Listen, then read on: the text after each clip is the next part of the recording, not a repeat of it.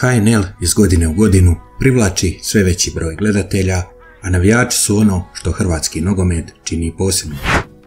Iako infrastruktura stadiona često nije na željenoj razini, atmosfera na tribinama zna biti vrhunska, pa čak i zastrašujuća za goste.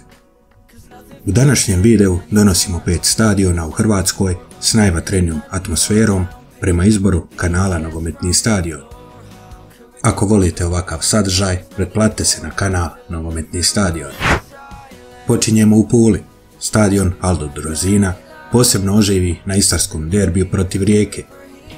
Najvatreniji navijači Istre, Demoni, zauzimaju sjevernu tribinu, dok gostujući navijači ispunjavaju jug stadiona. Zbog blizine tribina i terena stvara se izuzetno napeta i glasna atmosfera, pravi mali pakao za igrače na terenu. Opus Arena sama po sebi nudi moderan i moćan ambijent. Kada se tome doda kohorta na južnoj tribini, atmosfera postaje spektakularna. Posebno se to osjeti na derbijima i evropskim utakmicama, gdje Osijek pretvara stadion u tvrđavu.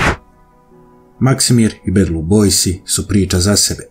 Atmosfera u Zagrebu često zna biti izrazito neugodna za protivnike.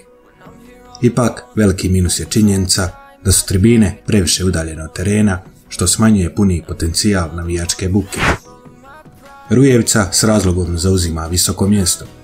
Stadion kapaciteta oko 8000 gledatelja, ali s atmosferom koja često nadmašuje puno veće stadion. Cijeli stadion pjeva u glas, no nedostatak je gostujuća tribina koja je zatvorena kavezom, zbog čega gostujući navijači teško dolaze do izražaja. Na prvom mjestu Poljud, najposjećeniji stadion HNL-a, dom Hajduka i legendarne Torcide. Oblik školjke dodatno pojačava zvuk, pa atmosfera djeluje još glasnije i snažnije. Kada se uključi cijeli stadion, Poljud postaje jedan od najtežih stadiona za goste u regiji. Ovo je bio naš izbor stadiona s najvatrenijom atmosferom u Hrvatskoj. Slažete li se sa listom i koji stadion biste vi dodali?